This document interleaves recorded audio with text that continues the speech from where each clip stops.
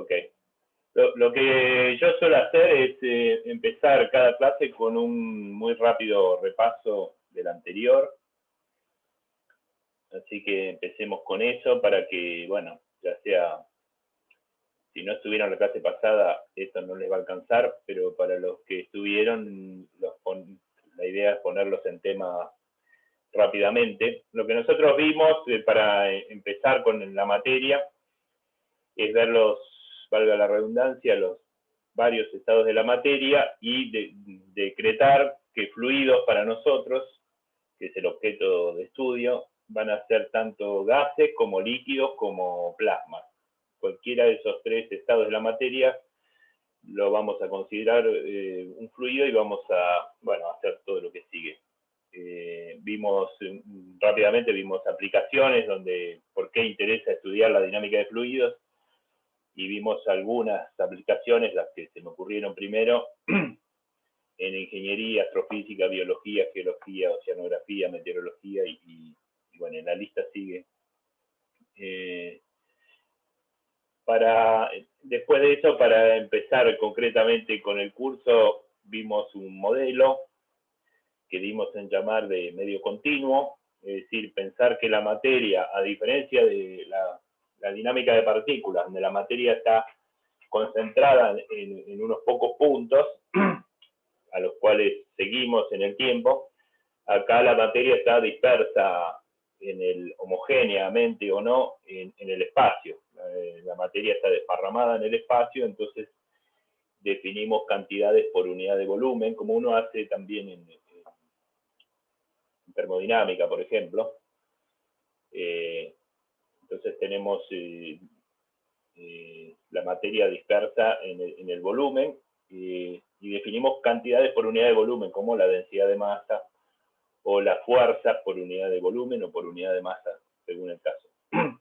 Definimos como elemento básico para nuestra descripción el llamado elemento de fluido. Un elemento de fluido es una porción de fluido de cualquier forma y de un tamaño intermedio, en el sentido que tiene que ser suficientemente chico como para ser una porción infinitesimal de mi sistema, o sea, mucho más chico que el tamaño del sistema, pero a la vez suficientemente grande como para contener un número estadísticamente grande de átomos o moléculas.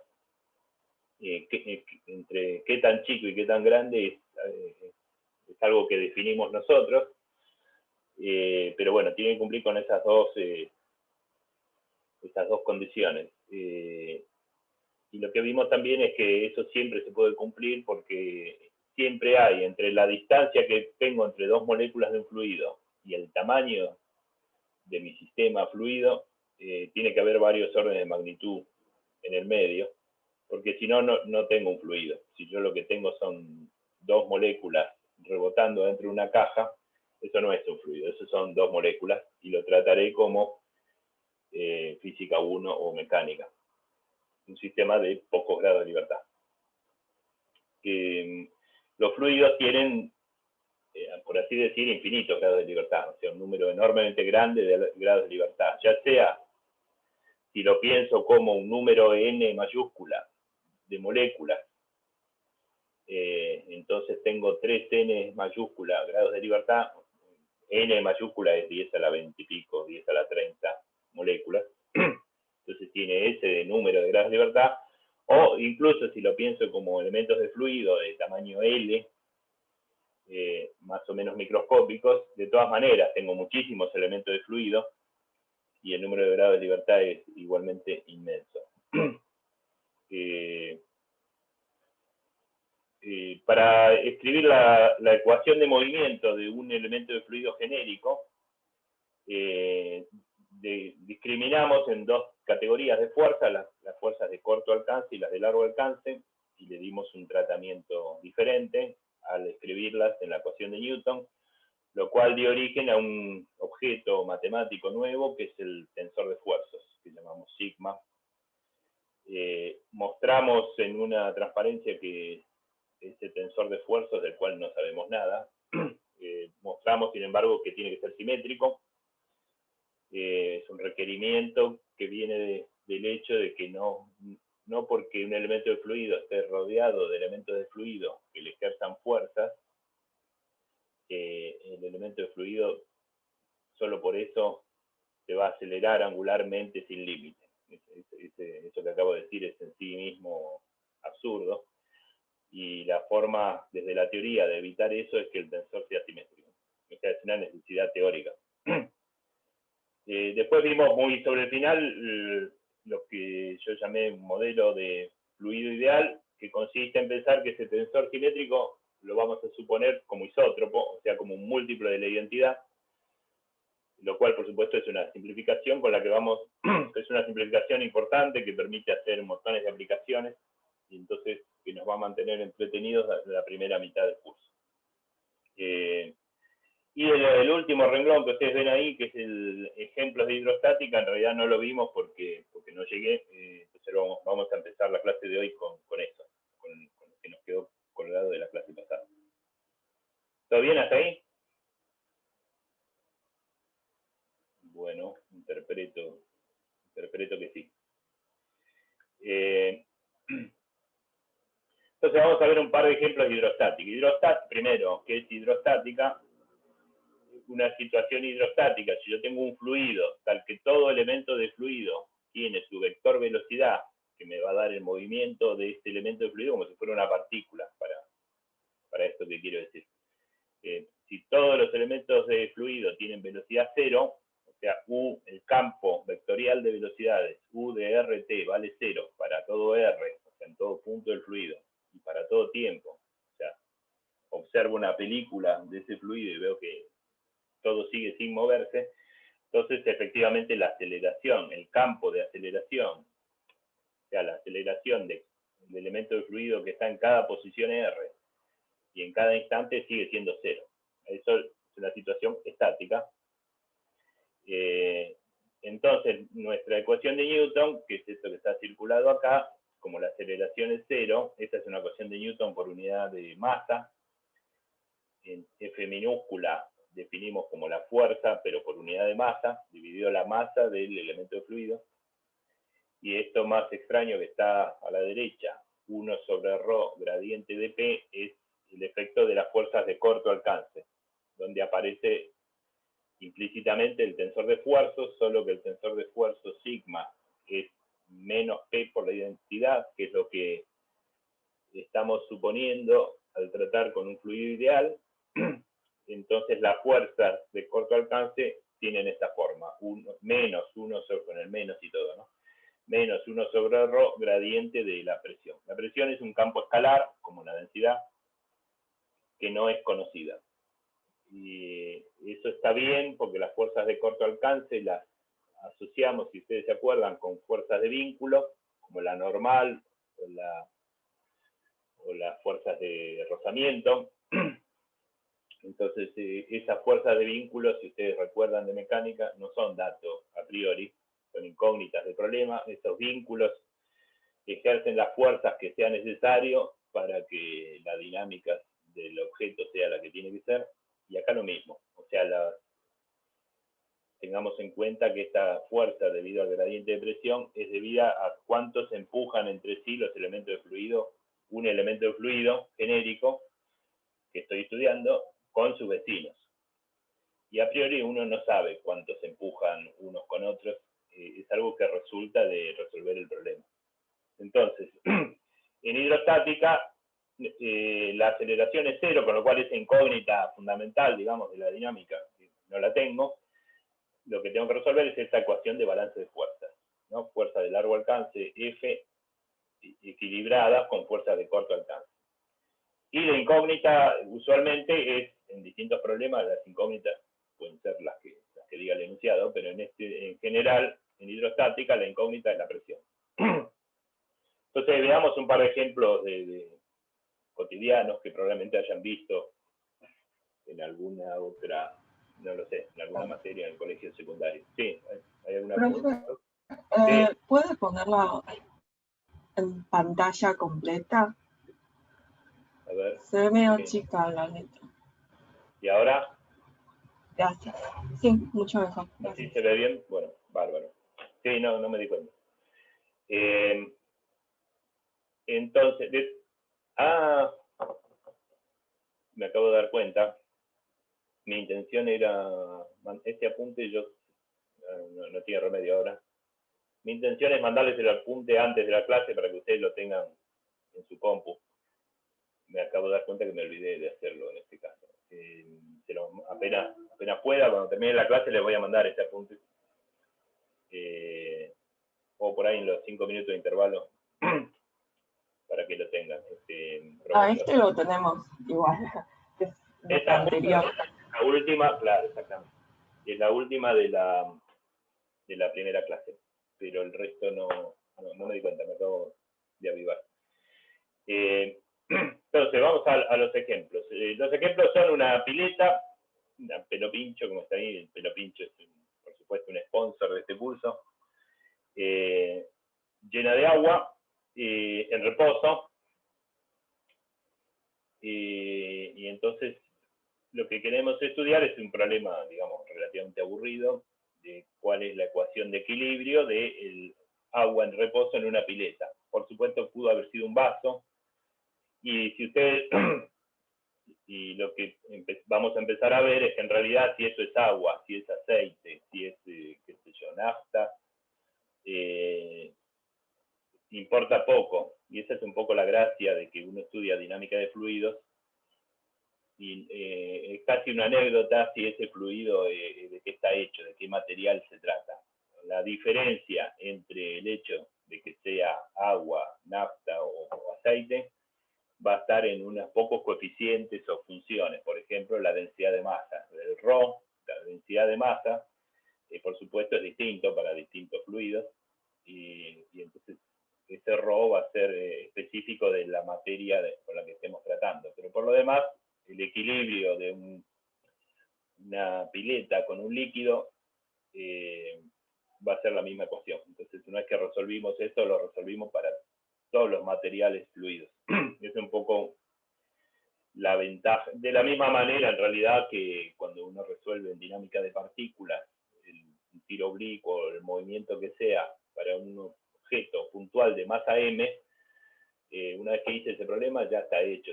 Después no importa si es un borrador, una tiza, un planeta, mientras sea un objeto que puedo considerar puntual y de masa m, lo resolví genéricamente para todos esos casos. Entonces, volvamos a la pileta con agua. El agua es un líquido, o sea, es un fluido y por lo tanto es de interés para este curso. Pero lo que quiero agregar es que tratándose de un líquido, con buena aproximación, la densidad de masa ρ, o sea, la masa por unidad de volumen de un líquido, es muy aproximadamente constante. O sea, no varía. La clase que viene vamos a ver las consecuencias de esa constante con un poco más de detalle, pero por ahora, digamos, ese ρ que aparece en las ecuaciones es simplemente una constante, en vez de ser una función de la posición y el tiempo, como debería ser en general. Eso tiene que ver, de nuevo lo vamos a ver mejor la clase que viene, pero con que si yo pongo un líquido en una, pónganle, qué sé yo, en una jeringa y trato de comprimir agua en una jeringa es muy difícil, tengo que hacer un esfuerzo muy grande y no lo logro. Entonces, si yo puse, qué sé yo, unos cuantos centímetros cúbicos en una jeringa y la quiero comprimir, no voy a poder. Porque la densidad de masa es constante. Es difícil compactar un líquido. Por supuesto, si uso una prensa hidráulica, o sea, estoy dispuesto a ejercer una fuerza mucho mayor, se puede comprimir un líquido, pero la intuición cotidiana es que los líquidos son incompresibles, ¿no? Es difícil comprimirlos y eso se traduce matemáticamente en que esta función ρ, este campo escalar ρ, es constante, ¿ok? Entonces, como norma, vamos a suponer que si es un líquido, ρ es constante. Si en cambio pongo aire en una jeringa, en la misma jeringa pongo aire ahora y lo quiero comprimir, no hay mucho problema. O sea, comprimir aire es fácil. O expandir aire. O sea, por eso puedo inflar un globo. Puedo inflar un globo con aire sin problema porque siempre puedo una cierta cantidad de aire ponerla en un volumen más grande o más chico. El aire, como casi cualquier gas, es compresible. Entonces, la suposición de ρ constante va a ir para los líquidos, no así para los gases. Esta es una diferencia importante entre dos tipos de fluidos, los líquidos y los gases. Pero bueno, volvamos al líquido, agua, en el que estábamos. Y entonces lo que hay que hacer es como uno hace en Física 1, identificar todas las fuerzas que actúan sobre estos elementos de fluido, sobre todas esas porciones de fluido que están dentro de la pileta, y sumarlas e igualarlas a cero. Esa es mi ecuación de equilibrio hidrostático. Y sabiendo que tengo dos categorías de fuerzas, tengo de largo alcance y tengo de corto alcance. Entre las fuerzas de largo alcance tengo el peso, por supuesto, porque esto está, no lo dije, pero está en la superficie de la Tierra, hay un campo gravitatorio. El campo gravitatorio ejerce una fuerza gravitatoria atractiva, el que ejerce la fuerza es el planeta Tierra, y entonces voy a tener, cada gota de ese fluido tiene un peso. La fuerza F minúscula, o sea que es la fuerza por unidad de masa, es mg, ¿verdad? La fuerza peso, mg, pero por unidad de masa es simplemente g. Tengo que poner el signo correcto en el sistema de coordenadas. El sistema de coordenadas que yo elegí es con un eje z vertical positivo hacia arriba. La fuerza peso va en contra de la dirección de del sentido de esa coordenada, entonces es menos versor z, esa es la orientación del vector g. ¿Ok? Hasta ahí, física 1. Y supongamos que no hay otras fuerzas de largo alcance, entonces esa es la única. La presión es la fuerza que le ejercen a cada gota de fluido todos los elementos de fluido circundantes. Es una incógnita, entonces lo escribo tal cual viene. Entonces esta ecuación de balance de fuerzas me queda menos g por z menos 1 sobre ρ gradiente de p, que es lo que escribí acá, solo que la fuerza gravitatoria la pasé del otro lado, por eso tiene un signo más. Es una ecuación vectorial, por supuesto, de balance de fuerzas. Esta ecuación vectorial me dice dos cosas. Si yo miro las direcciones x e y, o sea, las direcciones horizontales, el gradiente de presión horizontal está igualado a 0 porque no hay otra fuerza en esas direcciones horizontales, con lo cual obtengo que el gradiente perpendicular de presión es 0. Es decir, la presión no varía en la dirección x ni en la y. Si yo estoy en la pileta y me muevo en x o en y, la presión es la misma. Ese es un resultado que parece trivial, pero es importante. En cambio, si miro la componente z de la misma ecuación, me queda que g está equilibrado con menos 1 sobre ρ, la derivada z de la presión, o sea, la componente z del gradiente. Entonces ahí sí tengo una ecuación no trivial, digamos, que tengo que resolver. ¿Cuál era mi incógnita? La presión. Ρ es una constante que supongo que el valor numérico lo conozco. G lo mismo, son los mismos 9,8 de siempre. Y bueno, entonces integro esta ecuación, es trivial porque me da que la derivada de la presión es igual a una constante. Luego la presión varía linealmente con z, es lo que pongo acá. Hay una constante de integración, entonces para fijar la constante, yo, como toda ecuación, ¿no? Una vez que uno la integra, aparece una constante de integración. Esta constante de integración hay que, físicamente, uno la especifica cuánto vale, conocida lo que uno llama condiciones iniciales. En realidad, uno le llama condiciones iniciales cuando la variable de integración es el tiempo. Acá la variable de integración es una coordenada espacial, entonces normalmente uno le llama condición de contorno. Entonces necesito una condición de contorno. Necesito conocer la presión en algún punto para fijar el valor de la constante. El punto en el cual conozco la presión habitualmente es darme cuenta, esto en parte tiene que ver con el otro ejemplo que ahora paso a comentar, darme cuenta que esa pileta está en equilibrio, porque veo que todo el fluido está quieto, pero está en contacto, la superficie del agua está en contacto con otro fluido que es el aire. No es que estamos en vacío, y el aire es otro fluido al que uno suele, el fluido aire que está cerca de la superficie de la Tierra, uno suele caracterizarlo con su presión, porque es bastante constante, y uno la llama presión atmosférica. La presión atmosférica, que son 1013 hectopascales o milibares, o bueno, hay varias unidades para la presión, pero nosotros vamos a usar pascales.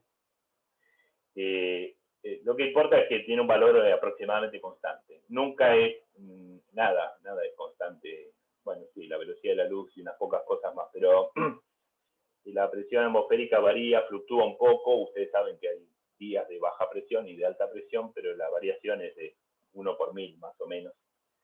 De 1013 milibares puede bajar a 1000, 1005, 1006. Y eso uno le llama baja presión. Somos bastante sensibles a la presión y nos damos cuenta, pero supongamos que es constante. Entonces, quiere decir, todos los elementos del fluido que están flotando en la superficie del agua sienten arriba de ellos la presión que le ejerce ese otro fluido y que es constante. Entonces yo puedo decir que la presión en Z de agua, en Z igual a 0, que es mi cero de coordenadas, no lo dije explícitamente, perdón, pero Z igual a 0 es la superficie libre del líquido. Entonces en Z igual a 0 yo digo que la presión es atmosférica. Y entonces eso me permite fijar esta constante finalmente.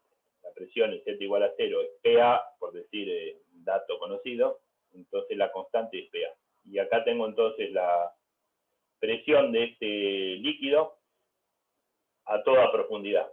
Depende solo de la profundidad y como vimos no depende ni de X ni de Y porque no sería lógico. Uno tiene, todo el que haya hecho buceo alguna vez o por lo menos se haya sumergido en una pileta, tiene esa sensación intuitiva de que la presión aumenta con la profundidad y lo que estamos viendo ahora, que ese aumento de la presión con la profundidad es lineal.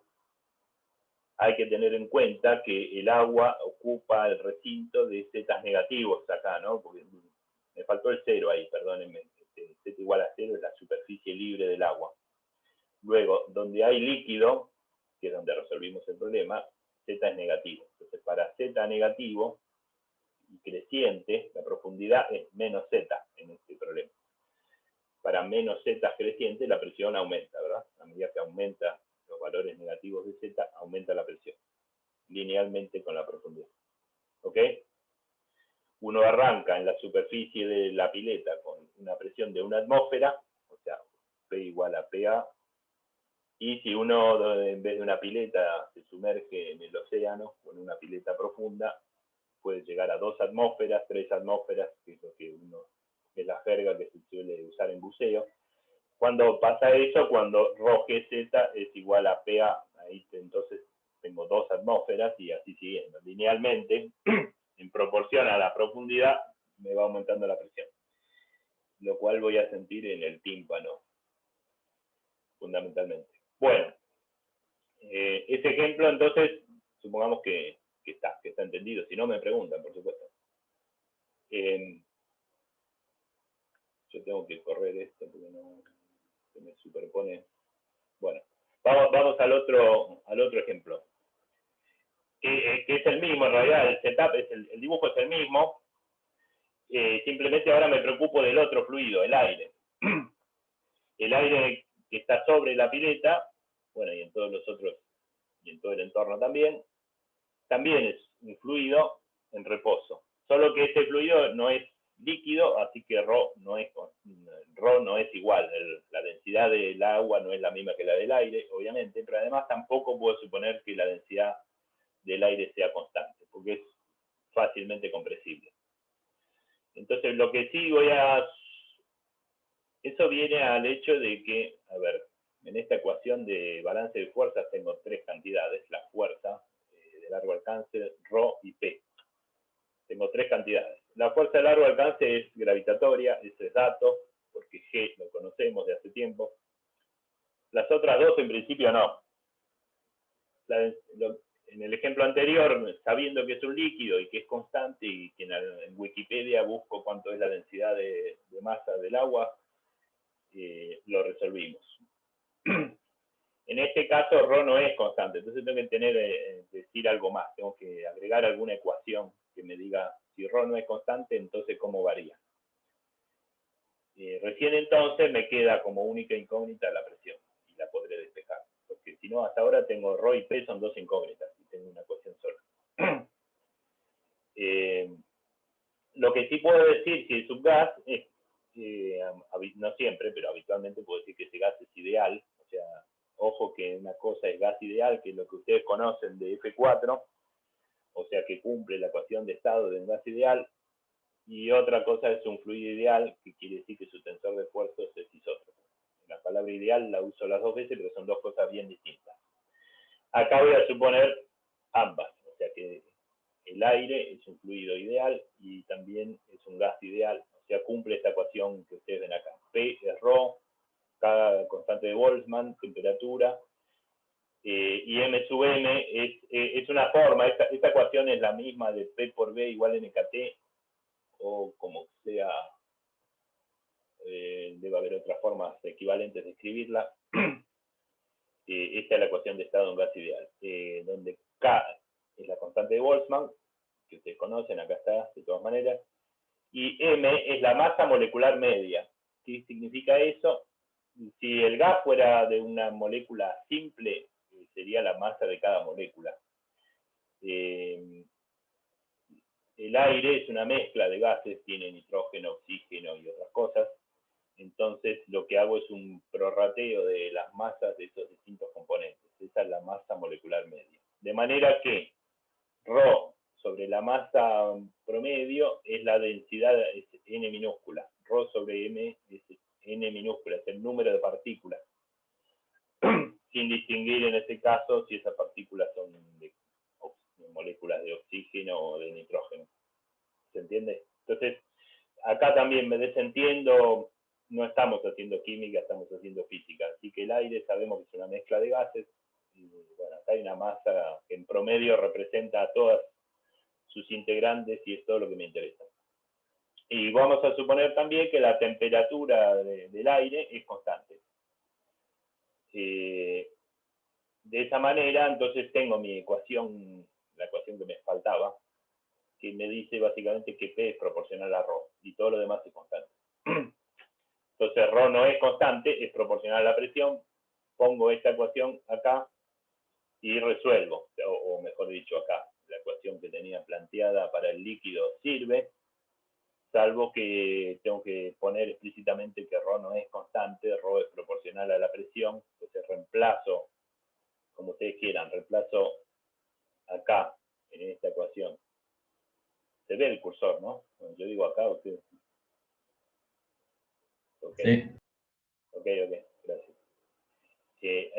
Reemplazo P o reemplazo Rho con esta ecuación algebraica, como ustedes quieran.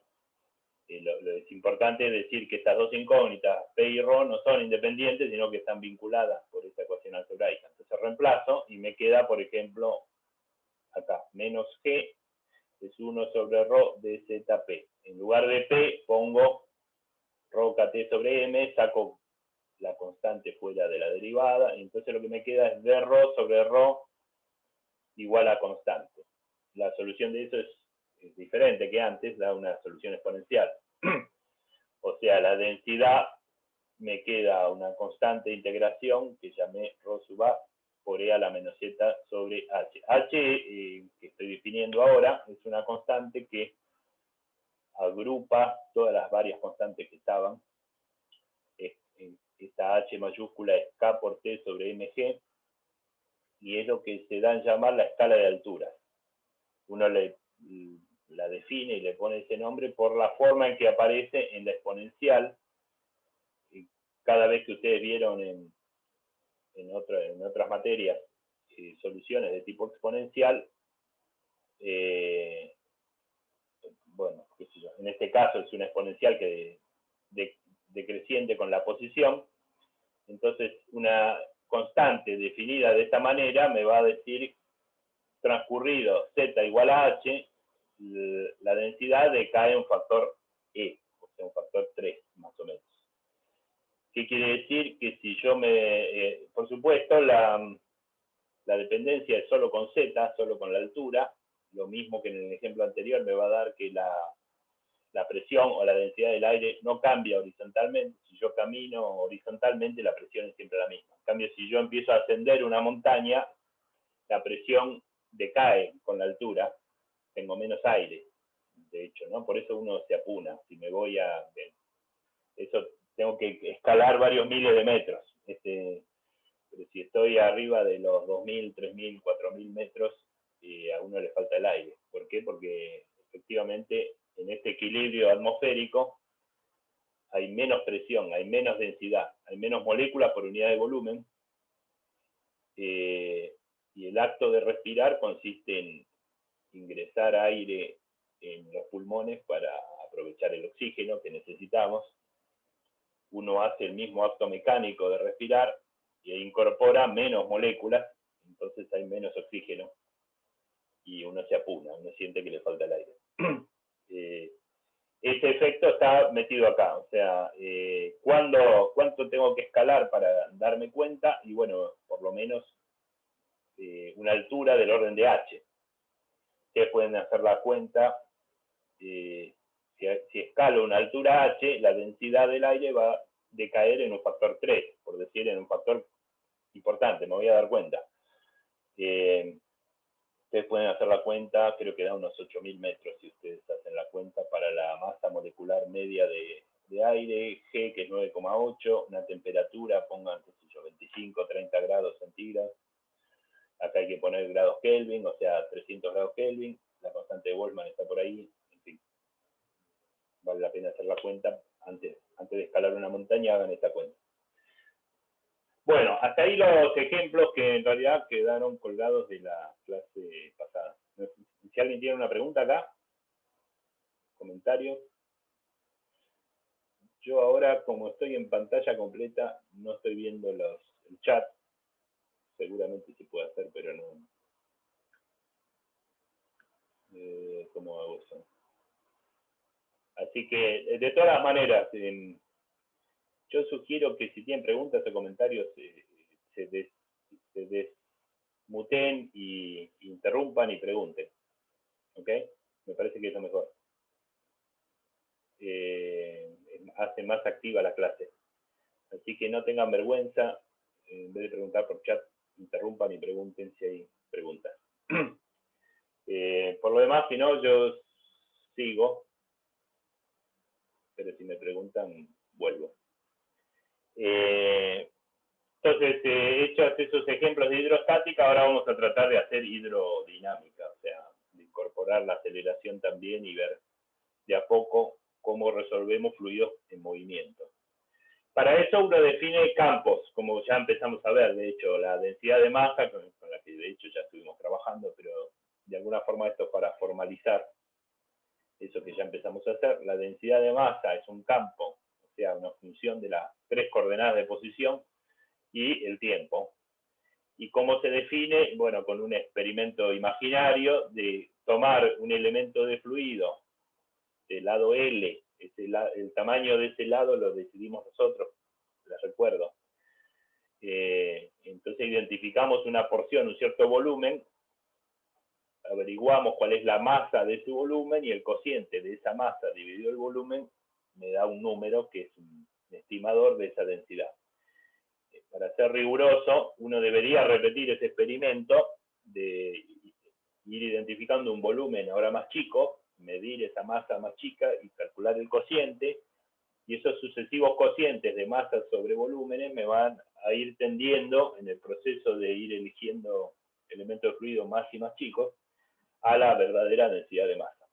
Siempre y cuando en este proceso de límite me quede, se detenga en tamaños muy grandes comparados con la distancia entre moléculas. O sea, ese proceso de límite es físico, ¿no? Los matemáticos seguirían hasta volumen cero.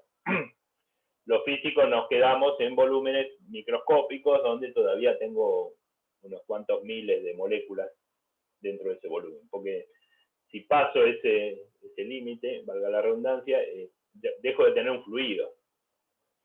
En el momento que el volumen es tan chico que yo puedo contar cuántas moléculas hay, ya no es un fluido, son moléculas. Entonces este proceso de límite tendría que ir entre comillas, es un volumen físico, es un límite físico, que todavía contiene un número infinitamente grande de moléculas. Pero bueno, imaginemos que eso se puede hacer y entonces tengo mi densidad de masa. que como dije, para los líquidos es más o menos constante, para los gases no. Entonces, en el caso de los gases tengo que proveer típicamente una ecuación de estado. La ecuación de estado de un gas ideal, les recuerdo, es válida para cualquier gas, es un resultado muy poderoso porque vale para cualquier gas siempre y cuando esté suficientemente diluido. O sea, un gas súper comprimido por ahí no se comporta como un gas ideal, pero en general los gases con los que vamos a trabajar se dejan representar como gases ideales. La densidad de partículas es muy parecido, solo que en vez de ser la masa por unidad de volumen, es el número de partículas por unidad de volumen, y obtendré mi campo n minúscula, que también depende de la posición y del tiempo. Les recuerdo que estas dos cantidades están vinculadas a través de la masa molecular media. Si es una mezcla de átomos y moléculas, es un promedio de ellas, según la concentración de cada uno. Es un promedio ponderado, ¿no? Si tengo 70% de nitrógeno y 30% de oxígeno, es un promedio ponderado. En la masa de la molécula de oxígeno multiplicado por 0.3 más la masa de la molécula no me acuerdo que dije, de nitrógeno multiplicado por 0.7. O sea, va un factor de peso para la que está más concentrada. Pero además de eso, entonces la densidad de masa y la densidad de partículas son proporcionales, y lo que aparece en el medio es exactamente esa masa individual de las moléculas o la masa molecular media. La presión, que es un campo escalar, que lo que quedó del tensor de esfuerzos es, al decir que es un gas, que es un fluido ideal, el tensor de esfuerzos pasó a ser un múltiplo de la identidad, y ese múltiplo es un campo escalar entero, que es la presión, que es una incógnita en general. Otra cantidad que vamos a empezar a usar ahora, si salimos de hidrostática, vamos a empezar a ver que los elementos fluidos se mueven. Luego necesitamos un campo que describa ese movimiento, y entonces necesitamos recurrir al campo vectorial de velocidades, que también depende de la posición y el tiempo, pero además es una cantidad en sí mismo vectorial. Como el campo de fuerzas también podría haber agregado. Y acá un par de figuras para aclarar. Si yo tengo un fluido como el agua, y acá esto no es indispensable, pero si metí un par de sólidos que son cubos de hielo, nada más que para ver, en ese cubo de hielo tengo una cara de ese cubo, esa superficie separa agua de agua sólida hacia la derecha y agua líquida hacia la izquierda. Esa superficie de separación, a través de esa superficie de separación se ejercen fuerzas de corto alcance. Microscópicamente, las moléculas líquidas que están tocando el cubito de hielo le ejercen una fuerza a las moléculas del sólido, y por supuesto hay un par de interacción. Ese par de acción-reacción, ¿cuánto vale? Y bueno, vale la fuerza que se ejerce a través de la superficie diferencial S, es sigma, en general es tensor sigma por ds, vimos la vez pasada. Si es un gas ideal, sigma es menos P por la identidad por ds es ds. Entonces lo que vemos es que la fuerza a través de la superficie es antiparalela al vector diferencial de superficie, como está dibujada. Esta flecha es el diferencial de superficie saliente, es el diferencial de superficie del cubo de hielo. Quiere decir que esta es la fuerza que sufre el sólido. El par de interacción hay que cambiar el signo, ¿no? Por supuesto, ahí se está molestando el cubo con el líquido y se empujan entre sí, y el valor de esa fuerza de interacción es este que está escrito acá. Esa fuerza, como me preguntaron el otro día, o sea, si no hubiera un cubito de hielo y yo imaginara un cubo de líquido, o una gota de líquido, es exactamente lo mismo. Yo interpreto ahí una superficie de separación, y tengo un par de interacción que es este. Es una fuerza de tipo normal. que ya conocemos desde física 1. Y si quiero identificar la superficie de una porción del recinto, o sea, del vaso, también, o sea, ahí el líquido le ejerce al sólido una fuerza que es exactamente de esta misma naturaleza, y el sólido, el vidrio, le ejerce al agua el par de interacción, que es el que evita que el líquido se desparrame, el que sirve para contener el líquido y darle la forma del vaso. Pero todas esas interacciones que hay, cualquier superficie que uno imagine dentro de un líquido, ya sea que separe el líquido de un objeto sumergido, el líquido del recipiente, o una gota de líquido de otra gota de líquido, en todos esos casos, la fuerza de interacción a través de esa superficie es esta, donde P es una incógnita. El otro campo en cuestión, que es el campo vectorial, acá si yo estoy volcando agua de una botella sobre un vaso, este chorro de agua está en movimiento claramente, y el vector velocidad es un vector, es un campo vectorial tal que es tangente me marca la dirección del movimiento, dirección y sentido del movimiento de los elementos de fluido, o sea, es tangente al movimiento de fluido en todos los puntos, y por supuesto su módulo es proporcional a la intensidad de la. Cuanto más veloz, mayor es el módulo. O sea, vector velocidad como uno está acostumbrado ya, solo que en general los vectores de velocidad van aplicados a partículas. Acá hay que pensar para este efecto que los fluidos son montones de partículas, y entonces en cada una de ellas, en cada posición, tengo un elemento de fluido que se mueve, y entonces imagino un vector velocidad para cada gota de fluido. Y por supuesto, si tengo la película, esto varía con el tiempo, así que supongo que está claro cuál es la información que uno tiene que obtener de este campo vectorial, que, dicho sea de paso, es una incógnita de la ecuación de movimiento, pero bueno, para eso tenemos todo el curso, ver cómo lo resolvemos eso. Ahora,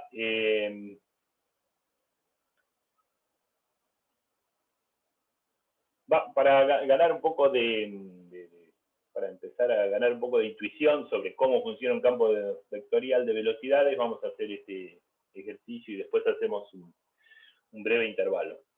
La idea es explorar un campo vectorial de velocidades en el entorno de un punto genérico, cualquiera. Entonces imaginen que yo tengo en este volumen, tengo fluido, está todo lleno de fluido, aire, por ejemplo, o agua, como quieran. Identifico arbitrariamente una posición R0, una posición que voy a usar como referencia, y quiero ver, por supuesto, en ese R0 hay un elemento de fluido, algún elemento de fluido, que se mueve con alguna velocidad, pero eso es fácil, o sea, identificar un elemento de fluido y ver qué velocidad tiene es fácil, es lo que hicimos con las partículas hasta acá. Lo que quiero hacer es tomar ese punto como una referencia y ver qué hacen todos los elementos de fluido alrededor. O sea, quiero imaginarme cómo se mueven todos los elementos de fluido alrededor del que está en R0.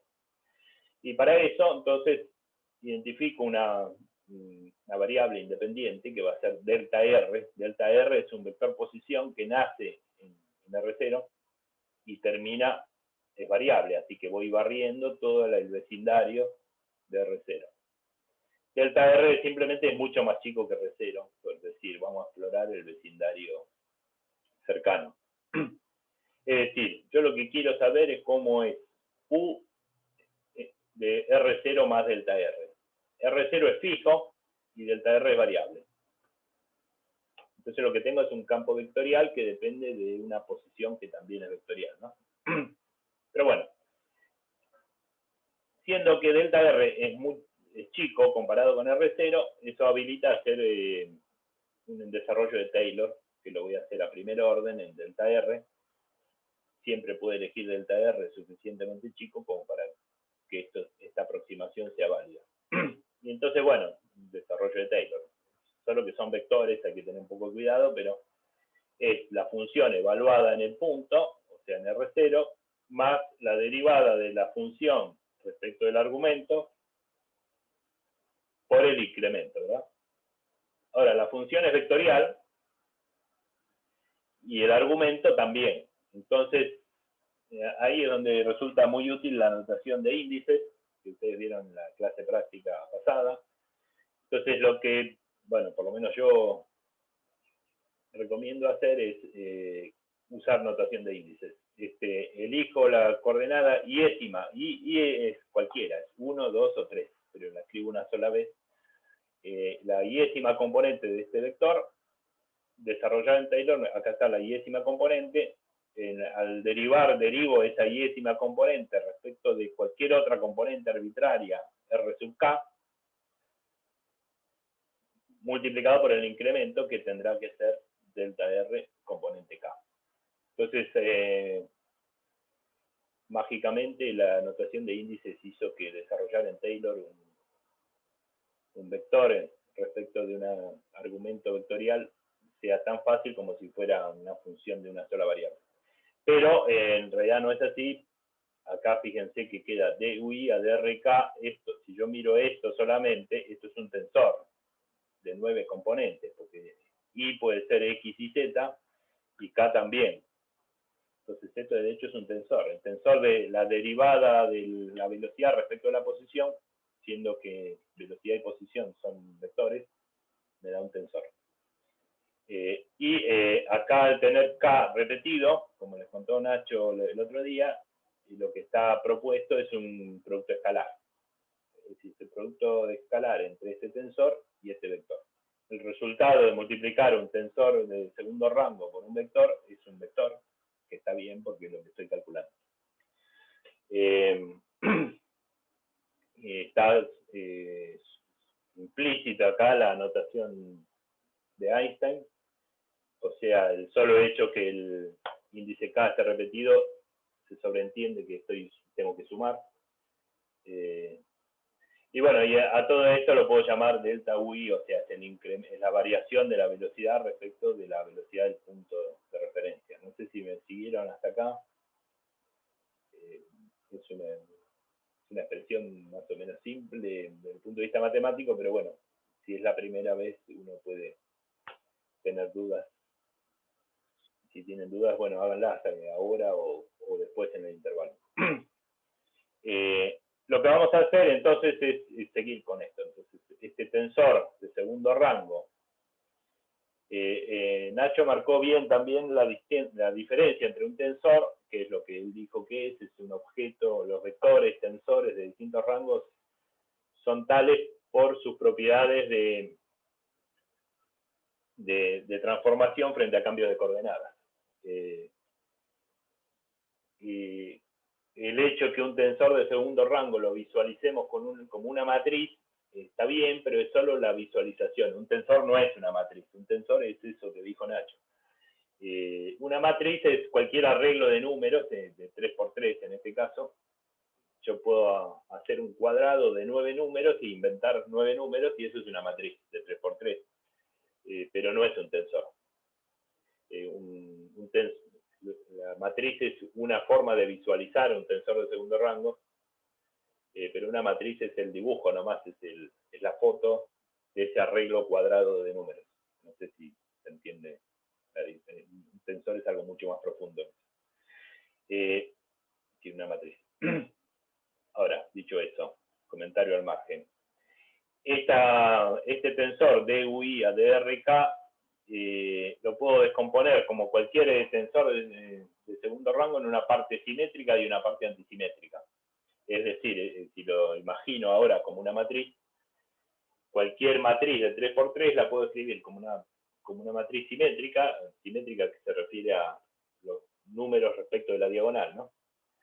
Más una antisimétrica. Antisimétrica es que los valores numéricos de un lado de la diagonal son menos el reflejado del otro lado de la diagonal. Eso es porque eso es cierto y cómo se hace es muy sencillo, simplemente yo tengo DUI a DRK, le sumo y le resto traspuesta, la matriz traspuesta. Perdón, disculpen.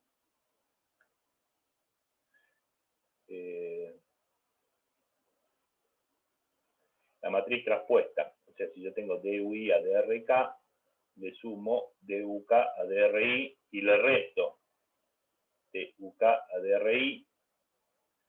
Es decir, perdón, vamos un poco más. DUI a DRK lo pongo 2 veces y en uno de ellos le sumo la transpuesta y en otro se lo resto.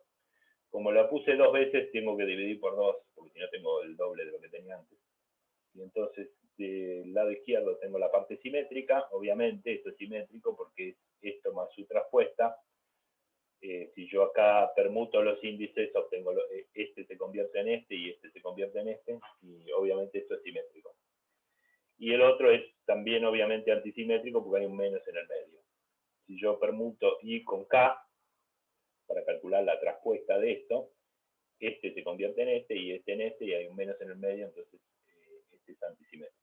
Entonces, con ese artilugio, este tensor de segundo rango, tengo su parte simétrica y su parte antisimétrica, que, como vamos a ver, los puedo interpretar de manera diferente. Para eso, lo primero, lo que les pido hacer es bastante simple, es un ejercicio, y probablemente es un ejercicio de la guía, a lo mejor ya lo hicieron, ustedes dirán.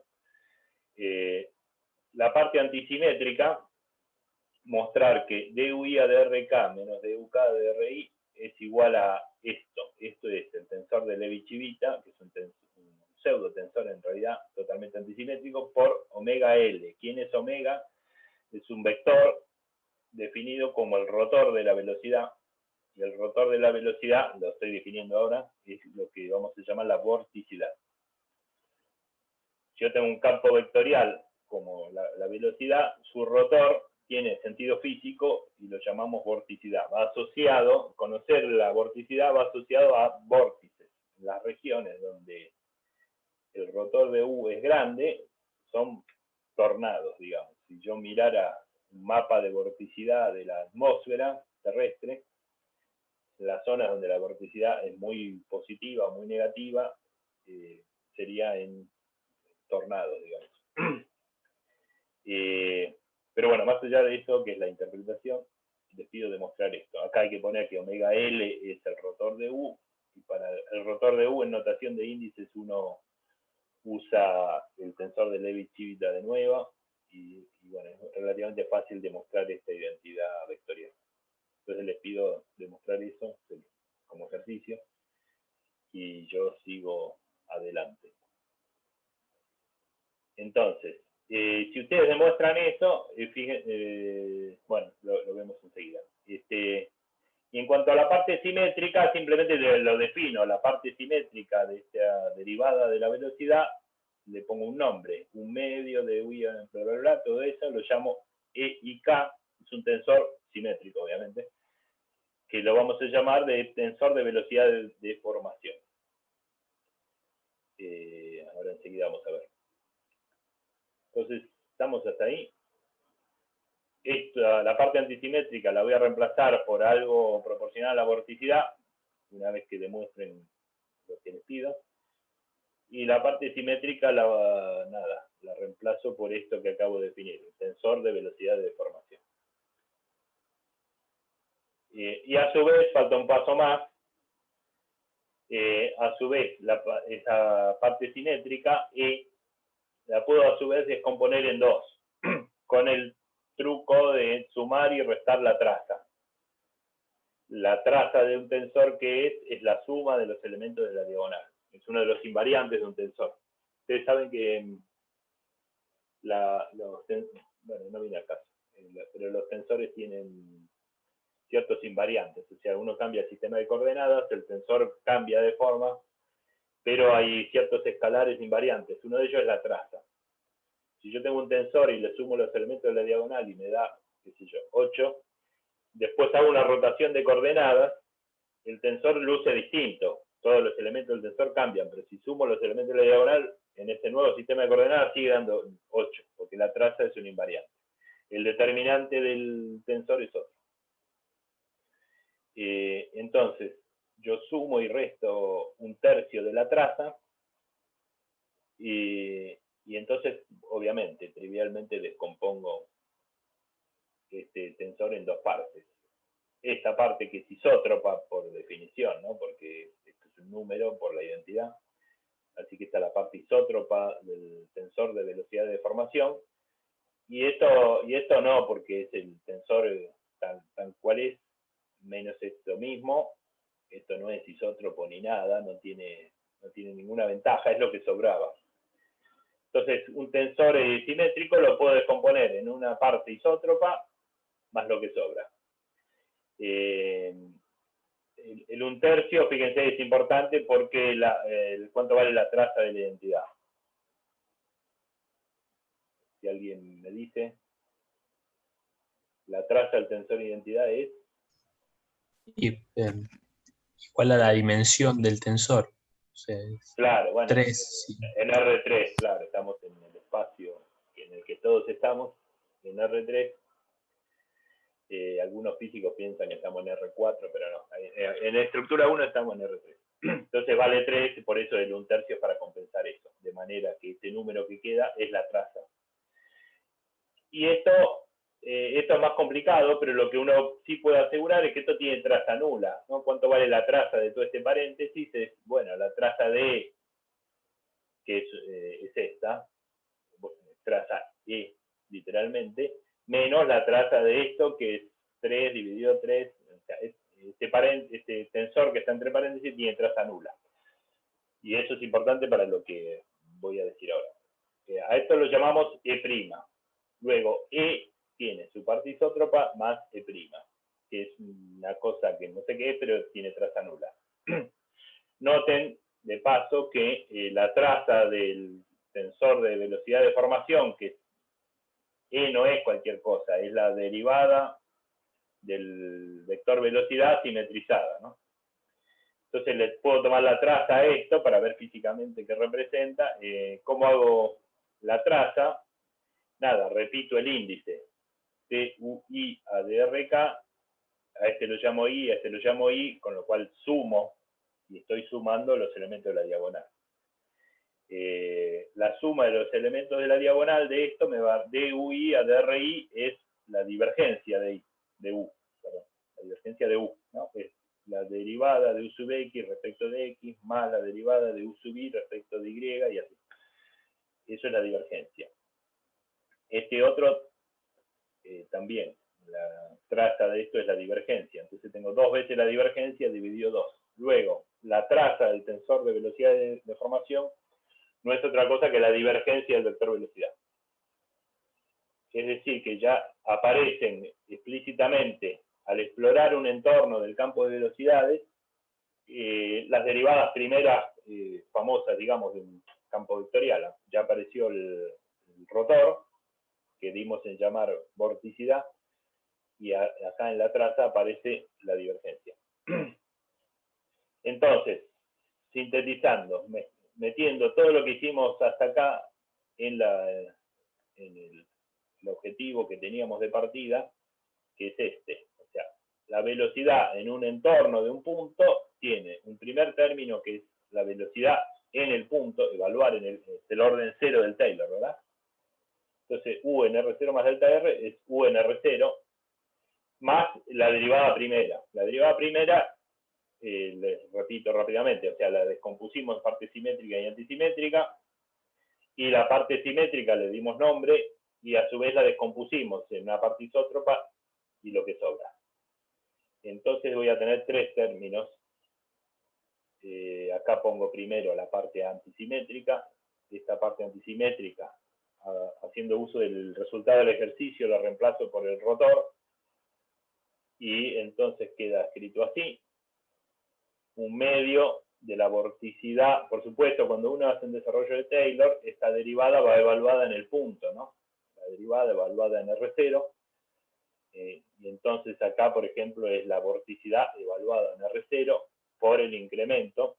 Fíjense que lo que va a quedar es un producto vectorial. Acá hay ejercicios en el medio colgados para que ustedes verifiquen esto que estoy escribiendo. Hay 2 o 3 pasos de cálculo en el medio para que ustedes comprueben que estos términos son el resultado final. Entonces la parte antisimétrica termina dando esto. La parte simétrica, decía, tengo una parte isótropa y lo que sobra. La parte isótropa es proporcional a la traza, y la traza es la divergencia, entonces queda la divergencia, queda un tercio, y queda un producto escalar con el incremento, y lo que sobra, que va a ser un poco, de alguna manera, lo más complicado, prima, esta parte del tensor de deformación, prima, evaluada en R0, prima 0, contraído con el incremento. Entonces quedan estos 4 términos.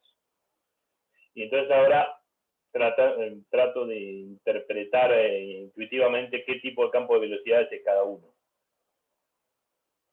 El primero, U de R0, lo que yo quiero calcular es un campo de velocidades en un entorno, o sea, en todos los puntos vecinos, ¿verdad? Y eso es la suma de 4 términos. El primer término es la velocidad en R0, como si todos los puntos vecinos tuvieran la misma velocidad que tiene el punto R0. Esto es un campo de velocidades constante. Si esa cruz fuera el punto R0, todos los vecinos se mueven a igual vector velocidad. Es un campo de velocidad uniforme. ¿Sí? Corresponde a traslación, es un campo de traslación.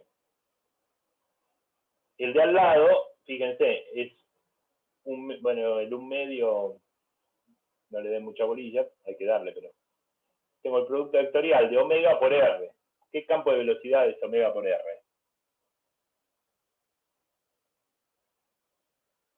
Si uno piensa en física 1... Una rotación, una órbita.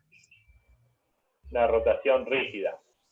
Si yo tengo un cuerpo rígido, el campo de velocidad de rotación es omega vector R, probablemente omega mayúscula, depende. Omega vector R es un campo de velocidad de rotación.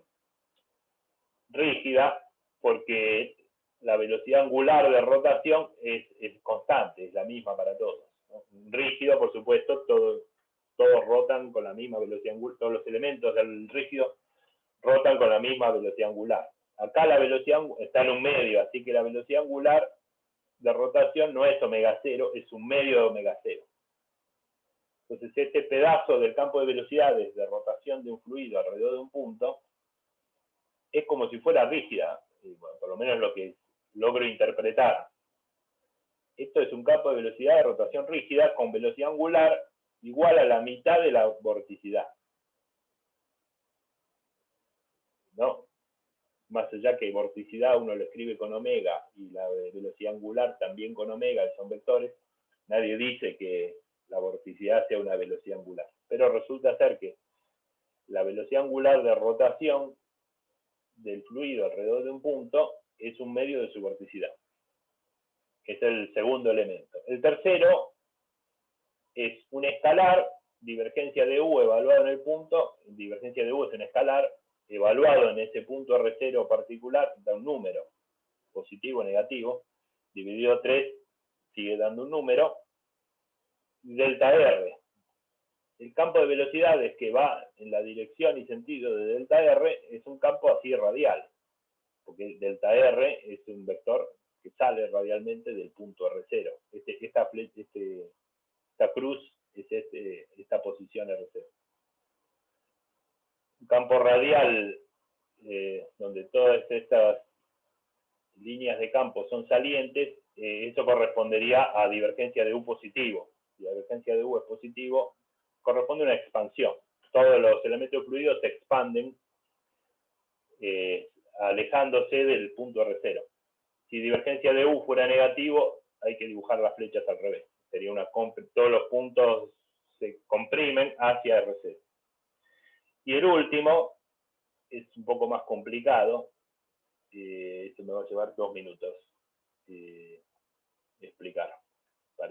Perdón, Gusto.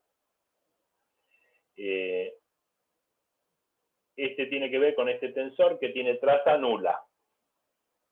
Traza nula, ustedes saben que un tensor es simétrico, ¿no? Ya era simétrico.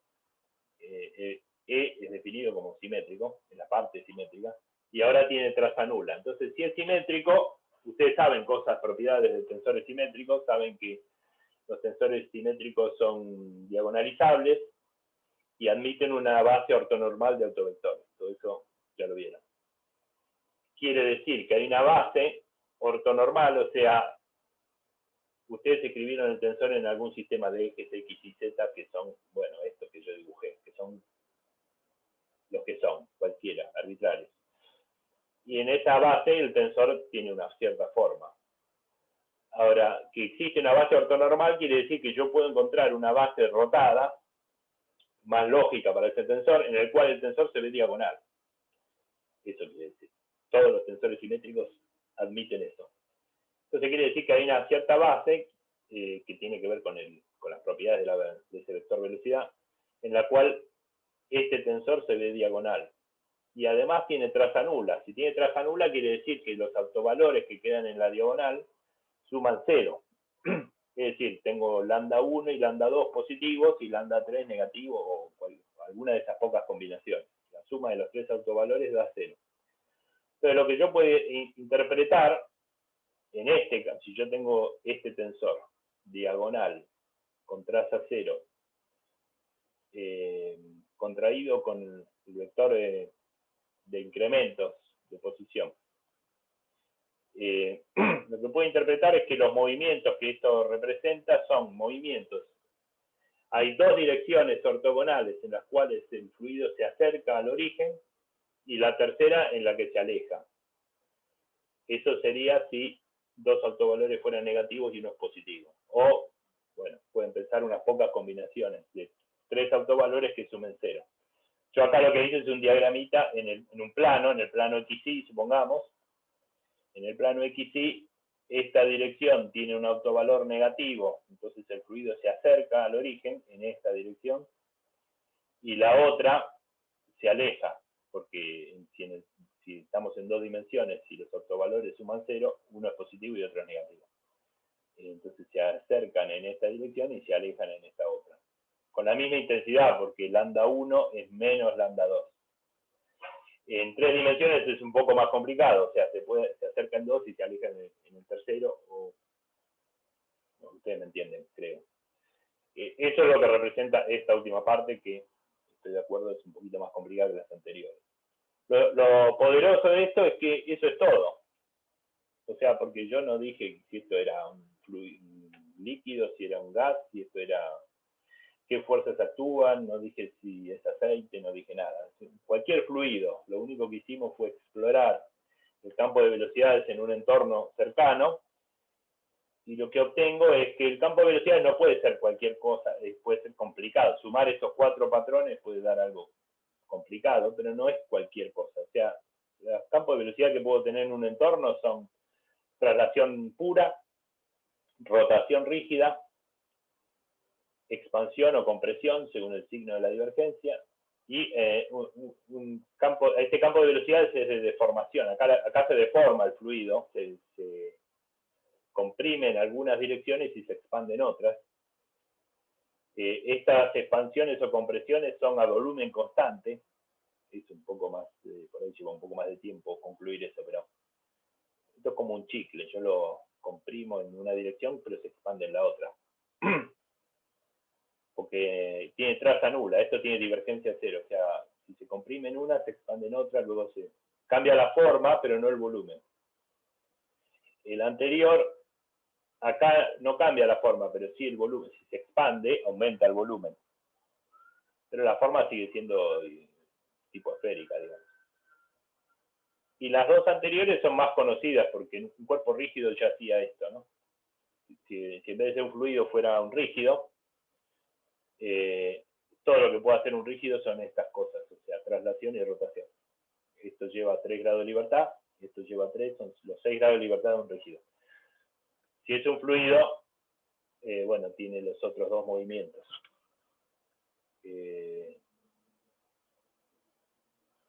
Lo único que hay acá, o sea, esto es bastante poderoso, como digo, las hipótesis que están, les recuerdo, son que estoy explorando en un entorno muy cercano para poder hacer un desarrollo de Taylor a primer orden. Y además estoy sobreentendiendo que el campo de velocidades es derivable, o sea que todas estas derivadas existen.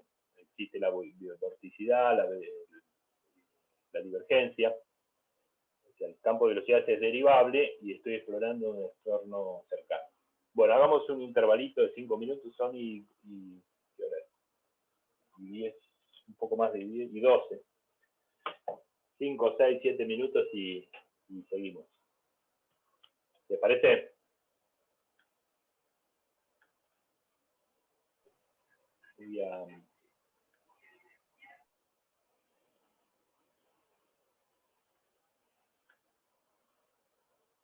Buenísimo. Yo igual me quedo acá si tienen consultas.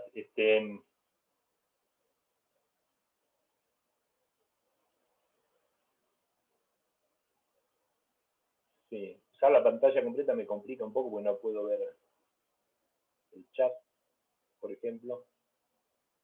Pero bueno, veo que no hay consultas en el chat tampoco.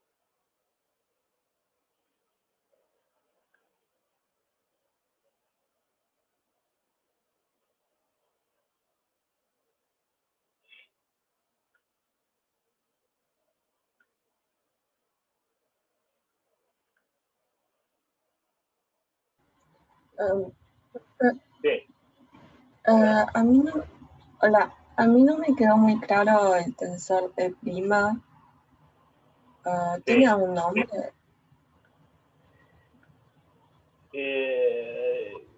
Es probable. A ver, el tensor E es el tensor de velocidad de deformación.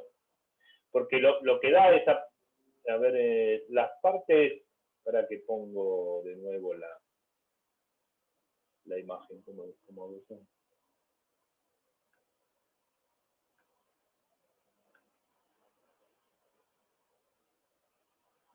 Un segundo.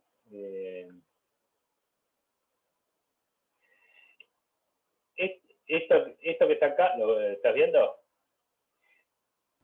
Sí. ¿Hola? Esto es el orden cero del Taylor. Y los otros tres términos corresponden a la derivada primera. Ahora, este término es la parte antisimétrica del tensor, corresponde a rotación. Luego, las otras dos partes corresponden al tensor E. El tensor E es de velocidad de deformación. Ese sí tiene ese nombre. Y ese tensor de velocidad de deformación uno lo descompone en una parte isótropa más lo que sobra. Puede ser que tenga un nombre en algún libro, yo no le doy ninguno. Es lo que Yo para caracteriza es que tiene traza averiguar, nula.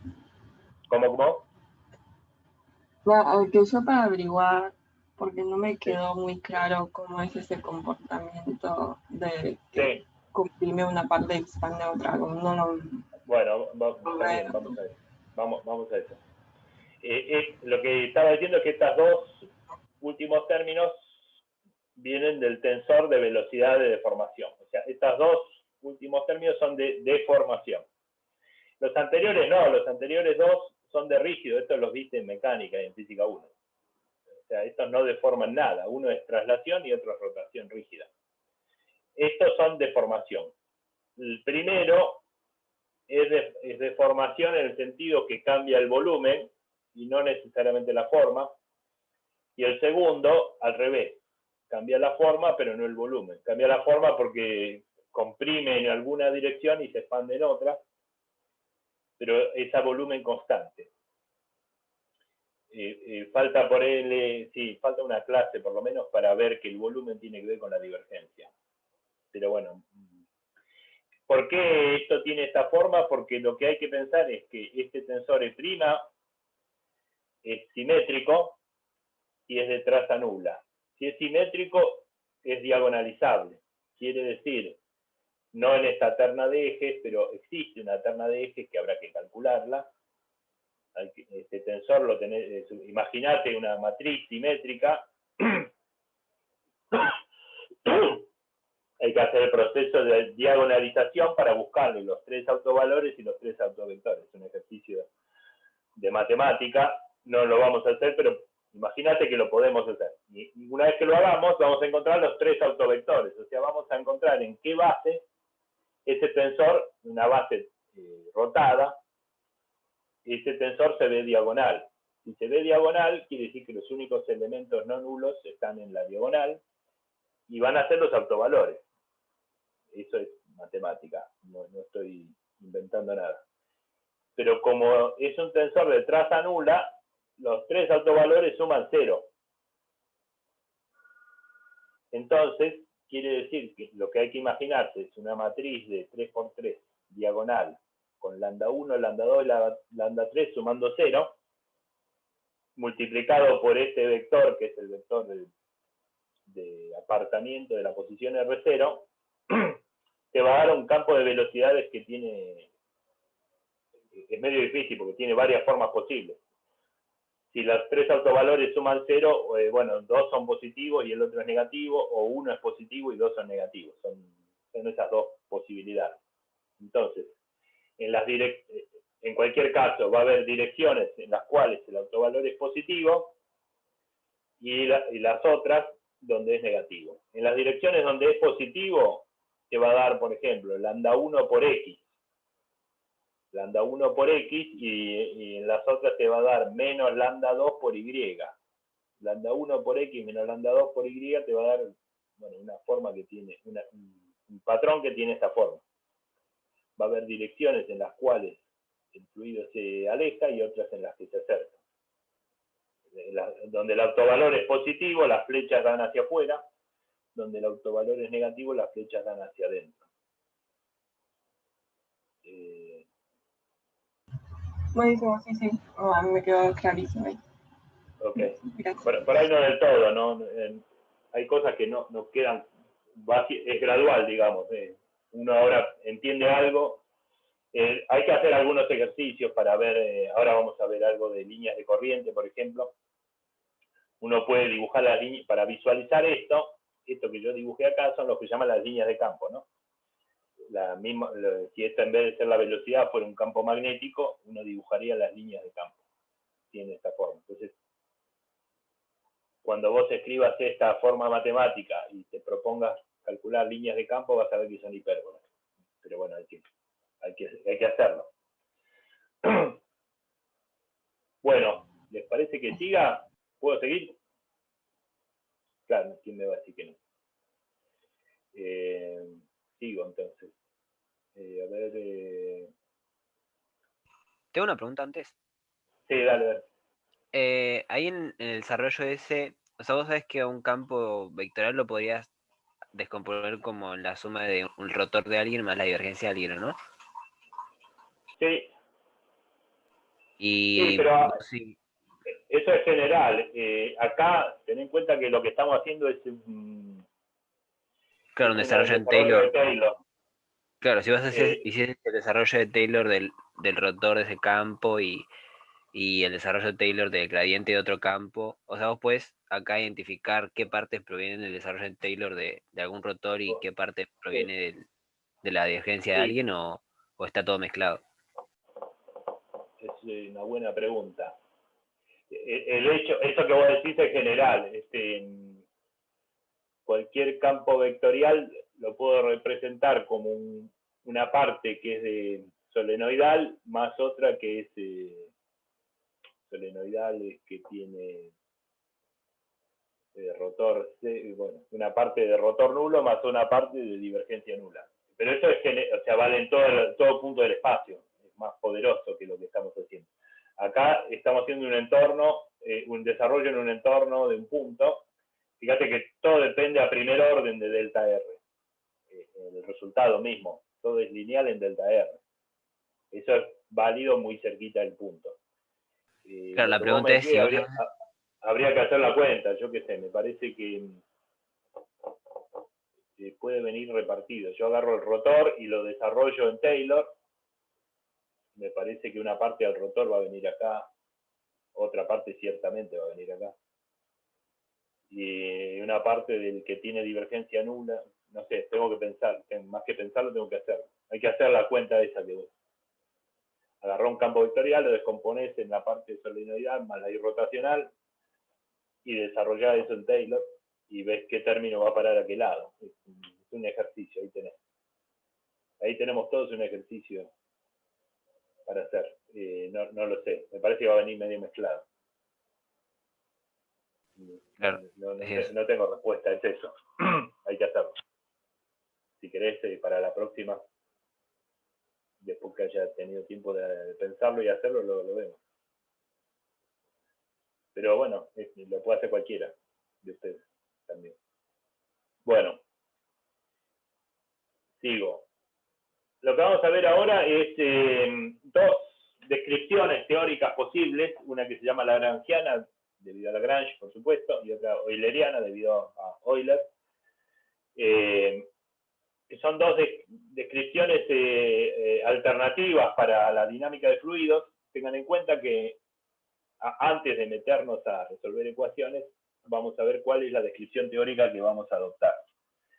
Hay por lo menos estas dos posibles. Una que uno tiene bastante familiarizada, que es la lagrangiana. Uno usó la descripción lagrangiana para la dinámica de partículas. Tiene que ver con las ecuaciones de Lagrange. Es el mismo Lagrange, pero es más general la descripción. La descripción lagrangiana quiere decir, si yo voy a estudiar el movimiento de la materia, me construyo una descripción en la cual yo voy a seguir esas porciones de materia en el tiempo. Si uno trabaja con partículas, eso parece obvio. Si yo tengo dos partículas, la descripción lagrangiana me dice lo que hicimos todos estos años. O sea, defino un vector posición para la partícula 1, un vector posición para la partícula 2, y esos vectores posiciones son funciones del tiempo, y los sigo en el tiempo, o resuelvo ecuaciones que me digan cuánto vale R1 de t y R2 de t. En el proceso de hacer eso tengo que derivar, y entonces aparecen las velocidades, que son las derivadas de las posiciones, y las derivadas de la velocidad, que son las aceleraciones, en fin, toda la mecánica de partículas. Eso es descripción lagrangiana. Eso no es lo que vamos a hacer acá. Nosotros vamos a usar una descripción euleriana. Tengan en cuenta que como lo que nos proponemos resolver no son dos partículas son 6 grados de libertad, uno puede resolver 6 ecuaciones acopladas, pero lo que tenemos son millones y millones de elementos de fluido. Entonces la descripción lagrangiana sería seguir en el tiempo el movimiento de millones y millones de elementos de fluido. Eso es un montón de trabajo y un montón de información, pero como les decía el otro día, a lo mejor no es lo que necesito. O sea, para resolver el movimiento de las cataratas del Iguazú, por ahí no necesito saber dónde está cada gota del río en todo punto y en todo instante. Es como mucha información y no quería eso. Yo quiero saber cuántos litros por segundo, qué sé yo, qué velocidad máxima alcanza, y algunas preguntas que son medio genéricas sobre ese movimiento. Y entonces resolver cada gota lagrangianamente es un montón de esfuerzo y mayormente inútil. La descripción euleriana, en cambio, utiliza campos, partiendo del hecho de que los elementos fluidos son indistinguibles. O sea, no me importa si es la gota 1 o la gota 2. Yo quiero saber qué sé yo, cuál es la velocidad media de la catarata. Entonces las gotas me dan todas lo mismo. Hay una descripción que es en algún punto estadística, parecido a lo que uno hace también en termodinámica. En termodinámica yo no pregunto qué velocidad tiene cada molécula encerrada en un frasco. Pregunto cuál es la velocidad media de las moléculas. O sea, uno cambia las preguntas que va a hacer, con lo cual seguir en detalle todos esos grados de libertad es innecesario, porque tampoco era lo que quería. La descripción euleriana entonces es tratar a los elementos fluidos como indistinguibles y pararse en un sistema de coordenadas. Digo, acá tengo la posición R como una variable independiente, y yo quiero saber qué velocidad tiene el elemento fluido que está en la posición R en el instante t. Y no lo sigo al elemento fluido. El elemento fluido entra en esa posición, le mido la velocidad y sigue. Es una descripción de campos, más parecida en ese sentido a lo que uno hace en física 3, en electricidad y magnetismo. O sea, uno trabaja con campos, campo eléctrico y campo magnético. Acá va a ser el campo de velocidad. Entonces, la descripción, esto es como comentario general. La descripción lagrangiana yo voy a escribir con mayúscula. Lo que es lagrangiano lo escribo con mayúscula para distinguirlo de lo que viene después. De todas maneras, no lo voy a usar, así que solo en esta transparencia para que se entienda la comparación. Entonces yo tengo un elemento de fluido genérico, un vector posición R mayúscula, y fíjense que tiene como variables T y R0. R0 es la posición que tenía en T igual a T0, es la posición, digamos, inicial de este elemento de fluido.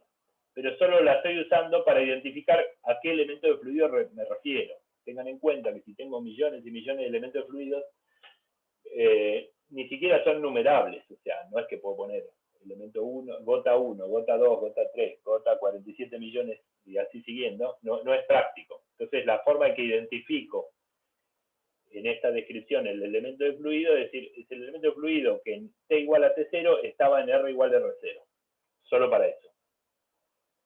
¿Ok? Entonces, este R0 es un índice, es el número de partículas, que es todo un vector, por supuesto, porque las partículas se ubican en el volumen.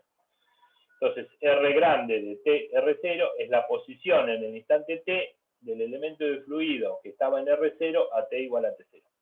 ¿Ok? Esa es la notación que estoy usando solo por este ratito.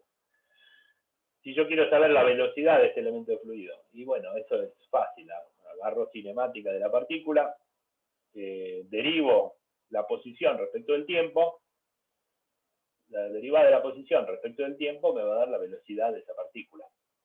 La velocidad en el instante t del elemento de fluido que estaba en R0 al instante t0. Y si quiero saber la aceleración, derivo la velocidad o derivo 2 veces la posición, con lo cual estoy repitiendo la clase de cinemática de física 1. O sea, todos estos conceptos son archiconocidos. Si este elemento, en vez de un elemento de fluido, era una partícula, tiene todo el sentido. Tengo todo el tiempo del mundo para seguir esa partícula, y eso es lo que hicimos y lo que haría cualquiera. Ahora, tengamos en cuenta que esto es un elemento de fluido solo genérico, uno cualquiera de los infinitos que tengo. R0 es el índice, es el que me identifica este elemento particular, pero R0 lo tengo que recorrer a lo largo de todos los elementos de fluido que tengo, que son infinitos, o muchísimos. Esta descripción, pongo acá, preserva la identidad de los elementos de fluido que son infinitos. En realidad no son infinitos, uno puede calcular. Si el tamaño del sistema es L mayúscula, y mis elementos de fluido tienen longitud lineal L minúscula, L mayúscula sobre L minúscula es el número de elementos de fluido que tengo en cada dirección. Y si vivo en R3 será L grande sobre L chica al cubo. Este es el número de elementos de fluido, más o menos, que necesariamente es muy grande, porque habíamos dicho que L chica tiene que ser mucho más chico que L grande, así que este número es grandísimo, es millones, centenares de millones o algo por el estilo. Entonces, eso hace que esta descripción no sea práctica, pero además no es necesario, porque yo no necesito seguir elementos de fluido. Las gotas de agua son más o menos todas iguales. Entonces vamos a la otra descripción, euleriana. Fíjense una diferencia importante acá arriba de todo, en la descripción lagrangiana, las variables independientes son solo el tiempo. Si ustedes se fijan en física 1 y también en mecánica, todos son funciones solo del tiempo. Lo cual hace que las ecuaciones que ustedes resolvieron para dinámica de partículas son todas ecuaciones ordinarias. La ecuación de Newton es ordinaria, las ecuaciones de Lagrange, las ecuaciones de Hamilton son ordinarias.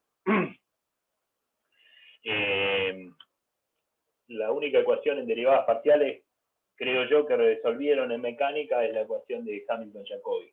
Esa es una ecuación de derivadas parciales.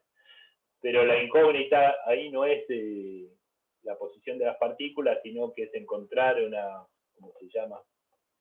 Una función F2, qué sé yo.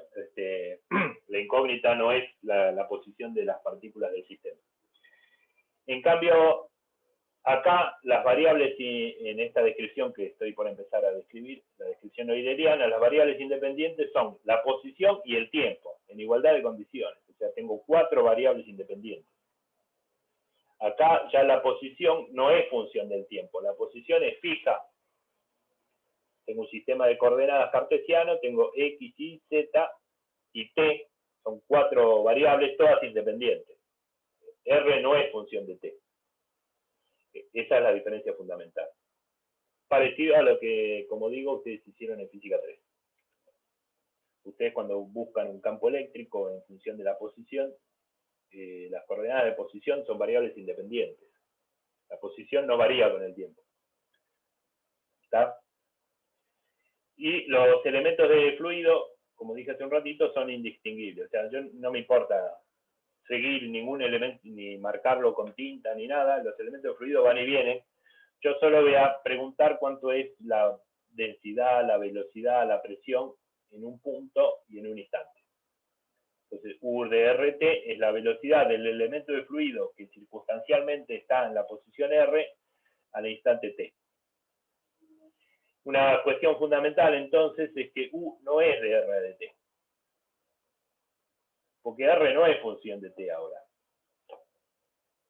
Entonces ahí hay una cuestión que tenemos que, si vamos a usar esta descripción, hay cuestiones conceptuales que tenemos que resolver primero. Ahora, si yo no sigo a los elementos de fluido, la verdad que no sé cómo medir la velocidad.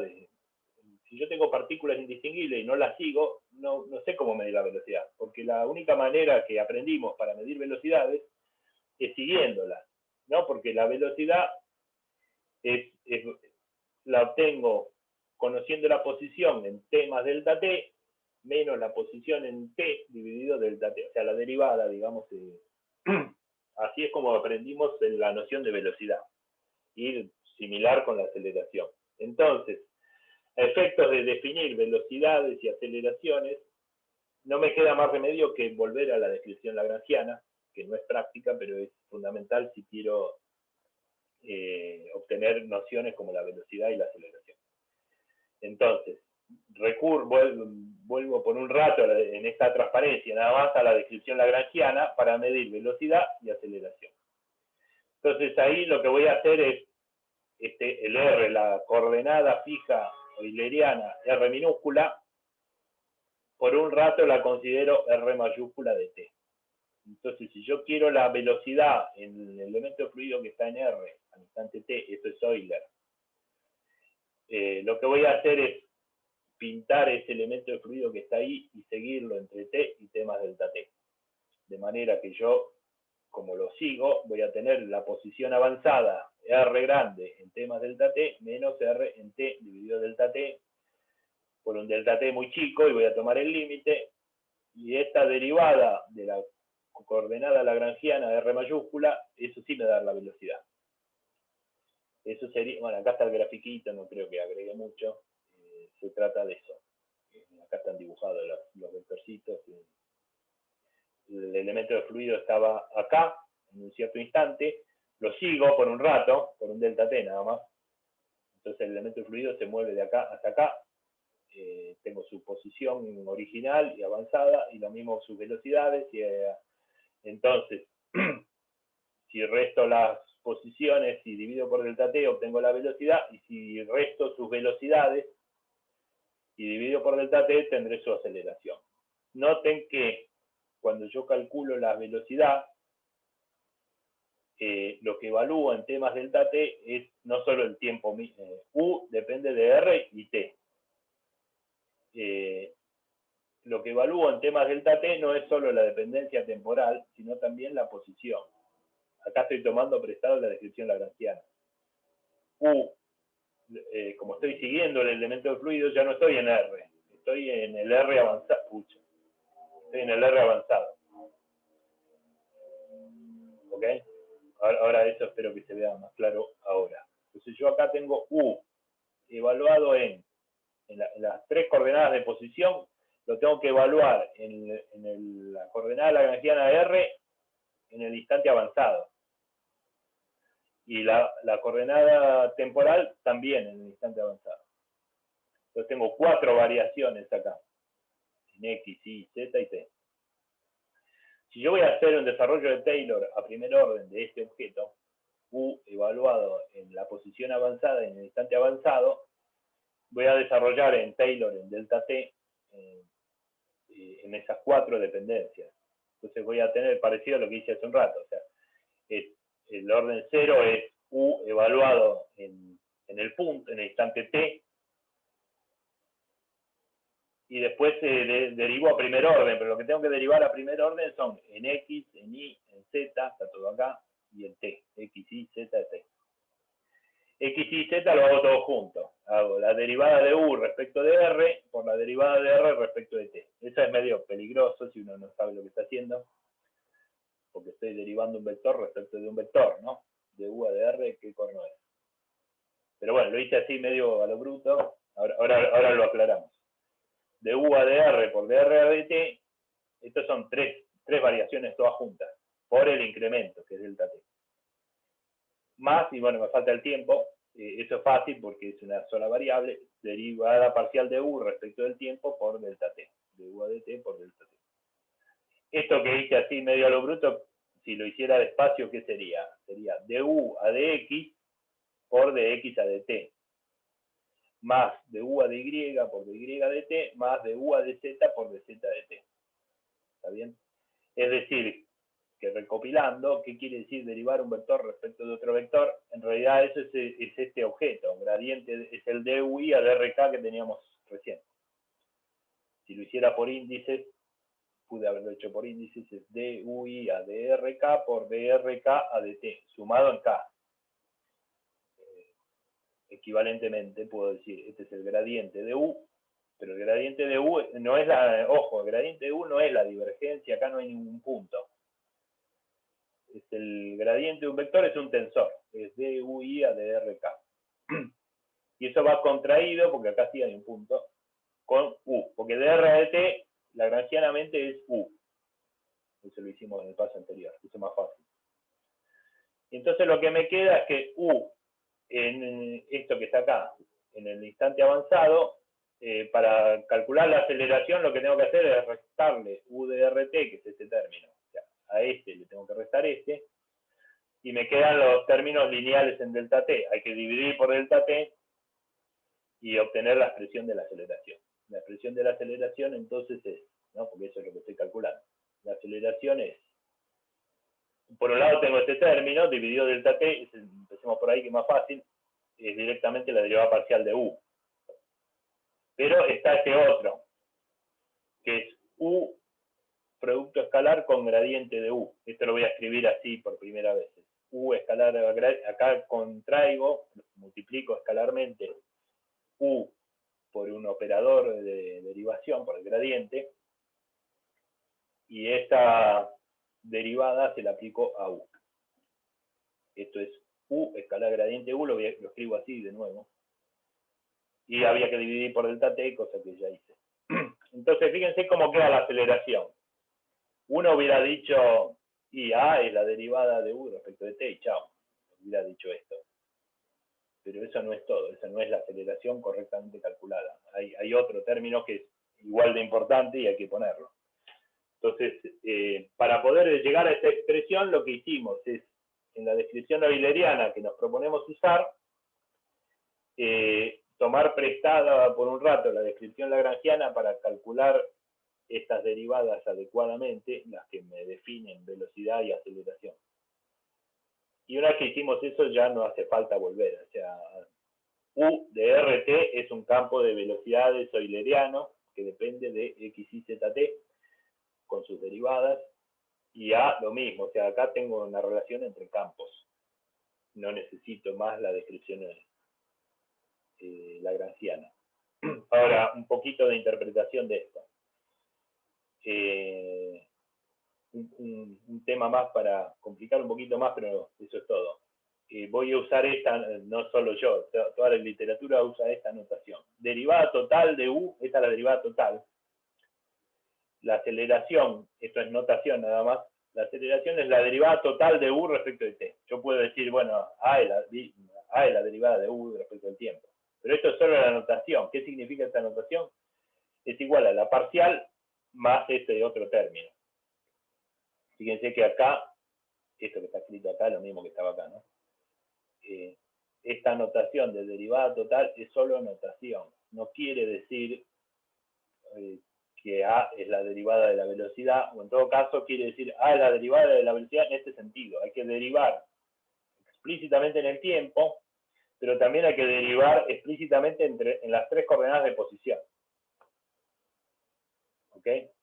Entonces, ¿cómo lo llamamos? A esto lo llamamos derivada total, para que quede claro. Es la derivada total. Es así, es igual a la, por definición, a la aceleración. Esta es la derivada que uno haría en un referencial fijo al fluido. En un referencial fijo al fluido.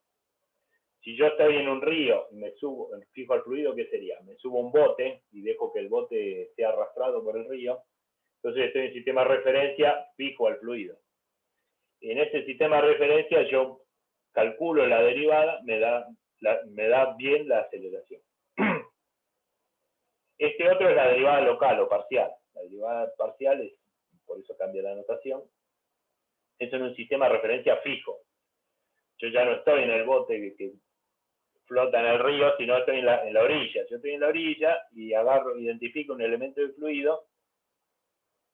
¿Qué quiere decir derivada parcial? Quiere decir que yo derivo en el tiempo, pero las 3 coordenadas de posición son fijas. Es en un punto fijo. Entonces yo estoy en la costa, miro un punto del río fijo,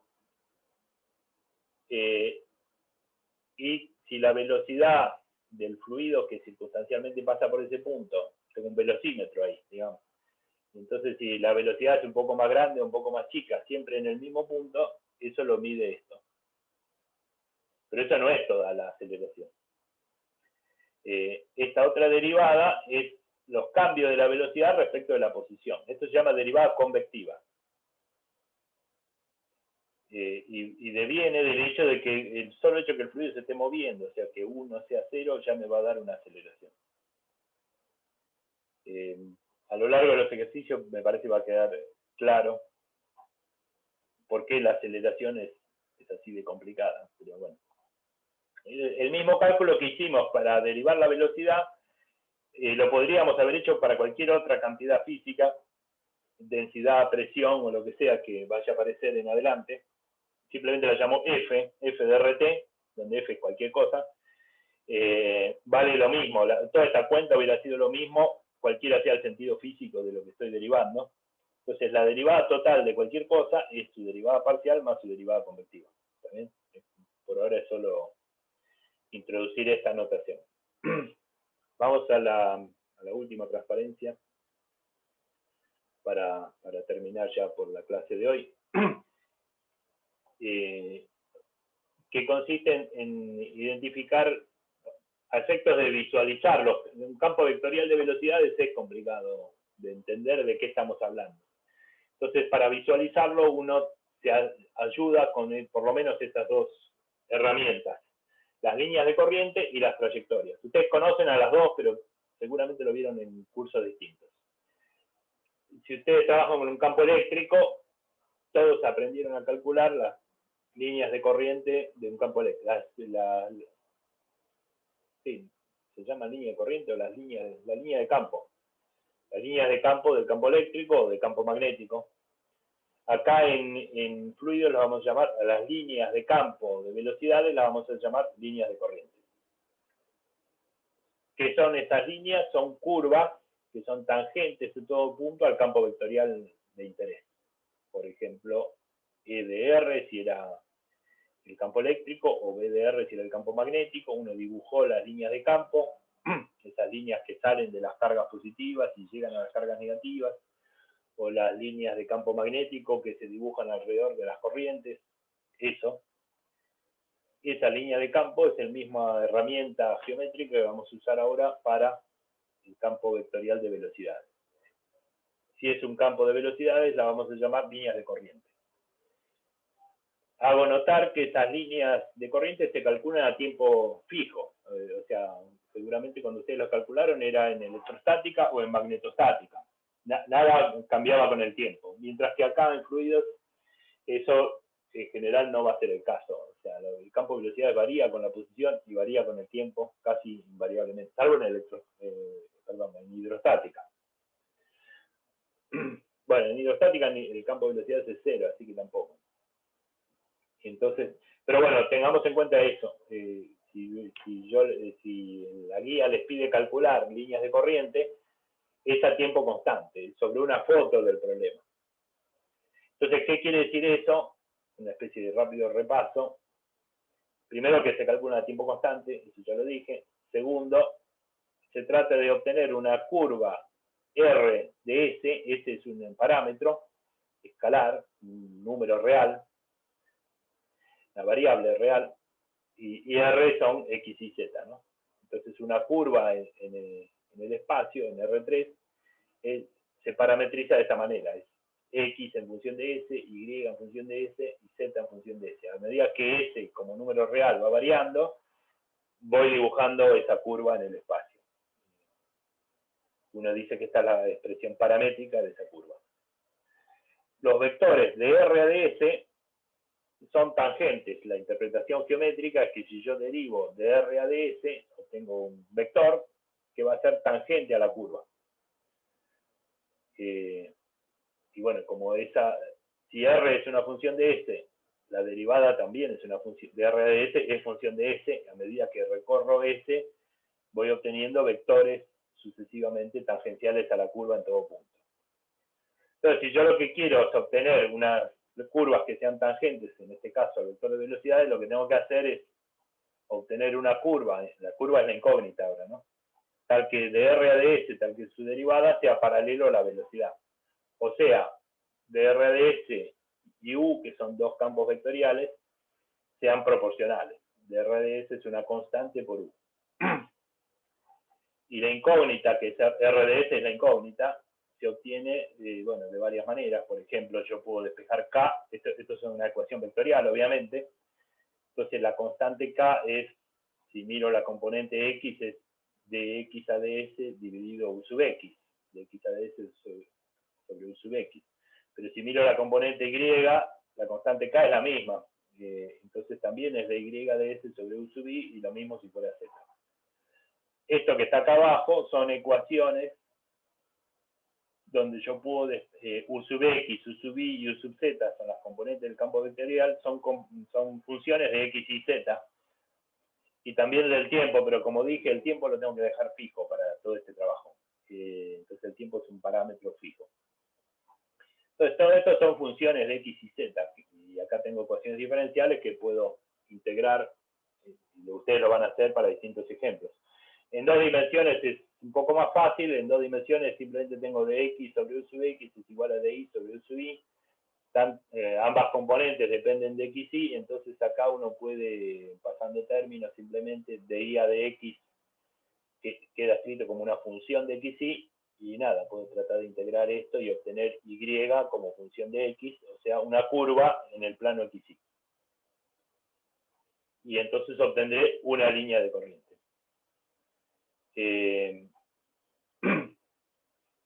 ¿Para qué sirve una línea de corriente? Es decir, si yo las tengo dibujadas, me sirve para visualizar qué tipo de comportamiento tiene ese fluido en movimiento. Ustedes van a hacer en la guía correspondiente, van a hacer varios dibujos de líneas de corriente para que sirva para ayudar a la visualización. Si yo lo que imaginen entonces que tenemos un manojo de líneas de corriente, es lo que se llama un tubo de flujo. Lo mismo pasa con el campo magnético y con el polo eléctrico. Ese tubo de flujo, tengan en cuenta que por definición, ¿no?, el vector velocidad es tangente a todas estas líneas. En consecuencia, si yo hago un manojo de ellas, el vector velocidad es tangente a la pared de ese tubo. Y todo el fluido que estaba dentro del tubo imaginario sigue embebido adentro del tubo, o sea que funciona como un verdadero tubo. Es simplemente una cuestión, una abstracción. Ese tubo no hay ninguna pared de ese tubo, pero el fluido se comporta como si estuviera. Básicamente porque el manojo no es de cualquier cosa, sino de líneas de corriente. Entonces, eso es algo que también vamos a usar. Y la otra herramienta que ustedes suelen usar para visualizar un movimiento son trayectorias, pero las trayectorias en general no las calculan en física 3, sino en física 1 o en mecánica. Son trayectorias de partículas. Uno sigue a la partícula en su movimiento y el dibujo, la traza que deja la partícula en el espacio, esa es su trayectoria. Es decir, que lo que uno hizo en física 1 es de R a D, acá uso otro ratito una descripción lagrangiana de R a dt, que es la velocidad, lo igualo a la velocidad. Pero acá fíjense que R es la función lagrangiana. R de t, integro esto y me obtengo trayectorias de elementos de fluido. Es como que yo agarro un elemento de fluido, lo pinto y lo sigo lagrangianamente, como si fuera una partícula. Esa trayectoria del elemento de fluido es algo que también puedo hacer. Si yo tengo un flujo complicado en un río medio turbulento, qué sé yo, pinto varios elementos de fluido y veo la traza que van dejando. Eso también puedo hacer. Uno podría decir, bueno, pero ¿y no será? Esas trayectorias son las líneas de corriente, podría uno decir. Y la respuesta es que a veces sí, a veces no. Si el flujo es lo que vamos a llamar estacionario, o sea, una cosa es estático. Estático quiere decir que el fluido está quieto. Estacionario quiere decir que el fluido se mueve, pero de manera que nada depende explícitamente del tiempo.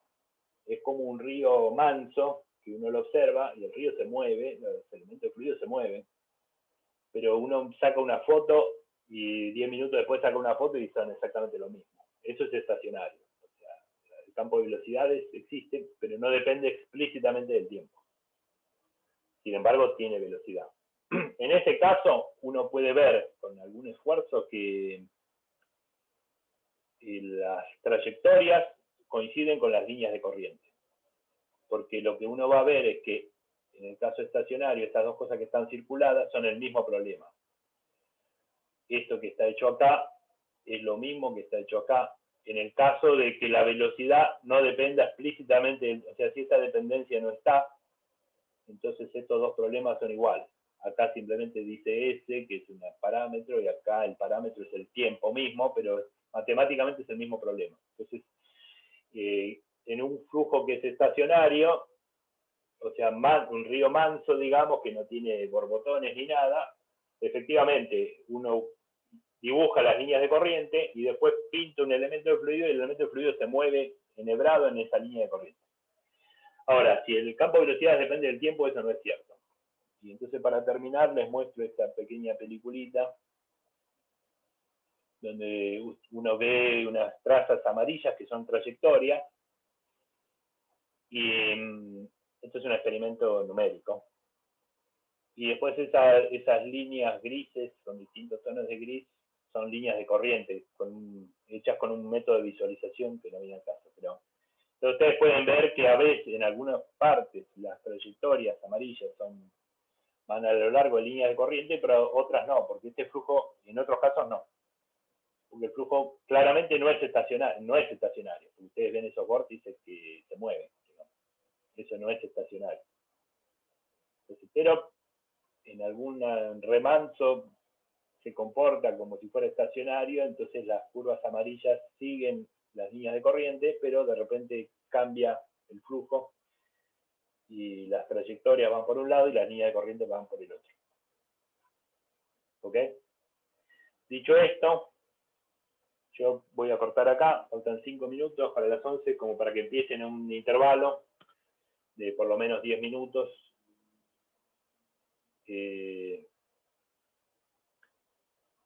Y bueno, puedan recuperarse un poco antes de la clase práctica.